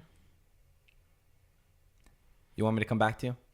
no, I have to make a decision right now. I have 3 or 4 players that I mean, there are so many players. It's not easy. I mean, this is like a. Yeah, it's a It is. But it's a question. You got to vote. Who you I going would to put check? Suso. Oh my God. Okay. I'll give mine. I feel like I am probably not putting enough thought yet, but I would say Ronaldo number 1, obviously. Number 2, I would put Icardi, and number 3, I would put Chiellini. I think that those 3 players have been the best Serie A players. Two votes. For me, he would be number 2. Who wants to go? Peter, you got yours? Yeah. So I don't think Ronaldo's in the top 3 only because he's had only a short time. So if we're gonna consider last year, he's not in my top 3. I have to say Icardi number 1, Koulibaly, and Chiellini. Those are my three guys that I really Two like. votes for Chiellini, Kul- 3 votes for Icardi. Yeah. I think I'm gonna have to go with Koulibaly first. The second one, I was thinking. Koulibaly slipped my mind. I'm not gonna lie. Second, I was thinking Icardi. Just he was a leader. Icardi got to vote for everybody. He brought them in the Champions League, and third would be Alisson. I think. Alisson doesn't play in Serie A, Mike. Last year. Season, Last year? Oh, okay. You could include him, but I would I- never put him. Why? You're saying based on his? I thought he was one of the Yeah, best I think players. it's a for valid sure. point. No, I definitely think They so. made it to the semifinals. Exactly. Thanks Alisson is And he to was extraordinary. Alisson better than Donnarumma? Are you kidding me, Mike? What did Donnarumma What kind of do? Uzo you've been drinking? What did Donnarumma do? Donnarumma is the best the goalkeeper on the. Antonio, on 8 the months world ago, right you wanted now. to get rid of Donnarumma. Anyway, they gave Serie A did their rankings today. They did their top 11, the top 11 from 2017/18, so not this season. The last season. They put Alisson in goal, Cancelo right back, Koulibaly, Chiellini, Alexandro, Pjanic, Nainggolan, Savic in the middle, Immobile, Dybala, and Icardi up top, and Allegri as the coach. And as the number one player, they gave it to Mauro Icardi. I would say that everybody on this list, I don't have a problem with in the top 11. I think that those are all the best players from last season. I have a little problem with Alexandro. Antonio was the only one that didn't pick one of them. Well, I picked Icardi, number You 2. picked Icardi. I picked I think he did it Icardi. more of a joke than anything. No, not true. Not true. What do you think about that top 11? A little bit overrated. It was skewed toward to the Juventus I forgot player. about Savic. Alexandro doesn't deserve it. Alexandro doesn't. Nah. Who's a better left back than Alexandro? Nobody Alexandro answered. does not deserve it. Who is the better and left back? Not even Pjanic deserves it. Who's a better left back than Alexandro? I don't know. There is so many very good. Just name one. There is one. I like the Vecino plays very Vecino well. Come on, Antonio. Don't give me that bullshit. I'm trying to keep Peter happy over here. You really don't want it to be a Juventus player. He was I don't a want it to be defensive Juventus mid. player. So can you name one left back better? Come on. There's so Can I many. help him? Yeah. Yeah. The only guy that I could say is Kolarov. Nah, He had a what good is it? season. Yeah, he had a good season. He had a But good season. besides that, there wasn't really anybody that's. Mike, because you impressive. said the same thing about Alexandro when he was on the list. You I have th- one player I that's better thought- than him in left back. Can I speak for a second? I thought Alexandro the first season he came, I think he was the best. That's no problem. We're talking about left last back. season. But Who was a better left back in Serie A last season over Alexandro? I gotta see all these You see? players Okay. though. Okay, no 'Cause problem. This last We'll- season, we'll come back to I gotta you. Think about We'll it. come back to you That's next what week. the Juventus player they do. They put you under pressure because they Yo, you No, you it's gotta not live up pressure. to the pressure. You I gotta just- take the pressure and you gotta do I this. just don't remember exactly. That was a long time there's ago. No problem. I No gotta problem. see it. There's so many. I mean, left back and left right. Anyway, I think that. Oh, also the young players of the world. It They should be gave Cutrone. number 1 was Mbappe. I think we could all agree with Right. that. Unfortunately. Number 2 was Pulisic, the Dormans. United States American. Number 3 was Kluivert, which I thought was very surprising. I don't know how they got to that conclusion. His father probably. All respect. His father knew someone over there probably. Number 5 was Donnarumma. Number 5 was Donnarumma. Number 7 was Cutrone. I think that they got this a little bit mixed up a little bit because if you're asking me, Cutrone was definitely better than Kluivert. And Donnarumma should go for Kluivert, I think. Donnarumma should be the number 1. Number one. over Mbappe's number 1. Mbappe's number 1. And it's not even close. Look at Come Peter's on. face. Honestly, there should have been Mbappe should not have been even able to be in this award because he's better than them all. Yeah. No, We I gotta agree. be No, honest. you gotta be. You're talking about a World Cup winner with guys that But not even his age. He's one of the best players right no, now. he is. You know what I'm It's saying? not even close. Not even. I don't think it's close. It's not one of the best players of the world. One of right now. So in far, form. listen, you cannot judge a Form-wise. player. What was he on the Ballon d'Or list? He must have been 6 or 7. I think he was Definitely top around 10, there. right? Yeah. It's But yeah. not only the guy's got speed. That's it. That's the only hand. No, That's the come only on. thing that he has. That's it. You won the Antonio, World Cup come on. 19 years old. The thing is, 19 you years loved old. him. At the World Cup, you loved I'm him. not saying that What I happened? don't like him. It's just too much. Too hyped credit. up? Too much credit. Really, Yeah. to be honest, I don't like rating young players, but I really rate Mbappe. Anyway, to conclude, also Palermo was sold. We found out that the Zamparini era is done.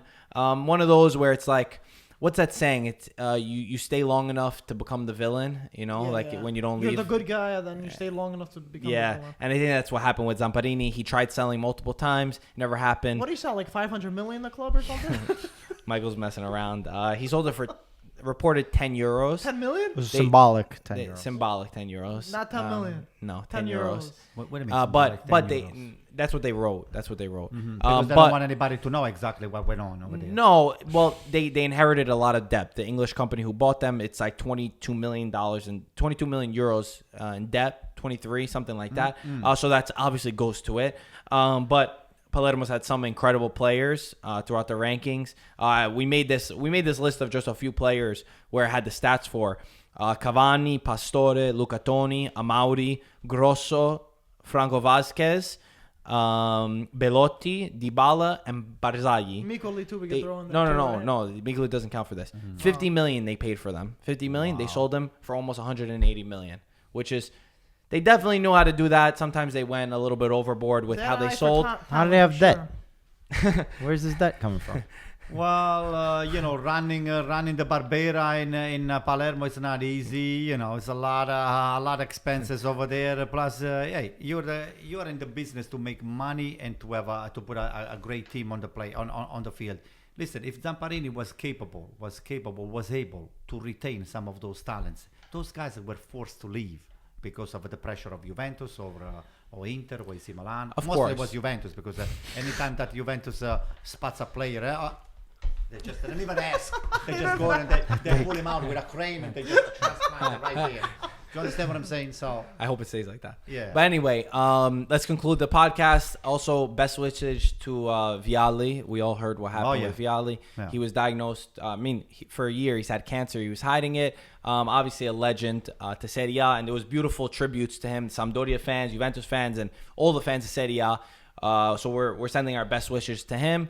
And to fight. And one thing that I actually liked, he was interviewing. I wanted to hear my dad because I know he would agree with this. He said one of the things that he learned while fighting cancer was that he used the same mentality when he played football. He said, I came up with a strategy. I came up with short-term results that I want to see, long-term results, and the same skills that made me a successful footballer also made me beat cancer. So he's on his way. He's on his way to recover. It's beautiful. He's That's fighting. great news. He's fighting it. I'm not sure exactly where he is right now. But I thought that was very good. And obviously, football has a lot more lessons than you think for life lessons. So Forza Vialli, and for everybody over here, we wish him the best of wishes. Oh, absolutely.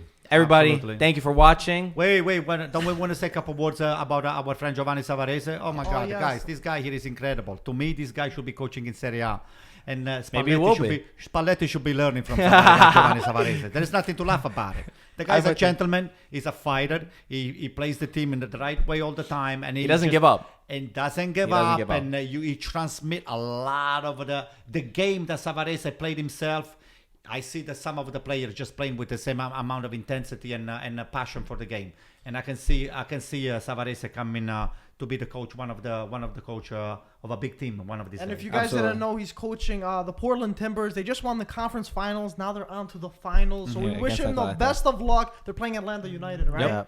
Yep. It's going to be this Saturday That's at right. 8 p.m. Eastern time. Beautiful. So grab your tickets, guys. If you're in the U.S., it's definitely a game to watch and to 100%. promote soccer in the U.S. Do we have still the special for the shirts and all the No, stuff? it's We done. actually It's done. We had it for a week. We extended it It's too. too long. Extended for a week Yeah, because we did. Now we're getting new orders because guys, I'm sorry, but the stuff just flew off the shelf. So now we're waiting for the next shipment to arrive. Yeah. So we're gonna have another special soon, I guess. Right? When? Yeah. Maybe for Christmas. For Christmas, Christmas time? Yeah. Okay, maybe the full Christmas week. Maybe. Yeah. We'll see. then You we gotta decide. see it. Yeah, Okay. we'll figure it out. So I've decided right now it's gonna be from December 23rd until January 2nd. You guys can have what, 25% off? All We'll shirts see. are free under Antonio. Oh, wow. Antonio's buying Antonio's everyone. going to pay everybody. Antonio's credit card. Everybody's going to... Hi, Just guys. swipe it. Guys, thank you for watching. Subscribe to the podcast. Make sure you rate the podcast Antonio, with how much? 5 stars, okay? with 5 Don't forget. stars. Always 5 stars. This podcast is not for us. Who's it for, Antonio? For you guys, okay? So as always, thank you for watching. We'll talk to you soon. Getting Ciao, ready for that ragazzi. Serie A weekend, boys.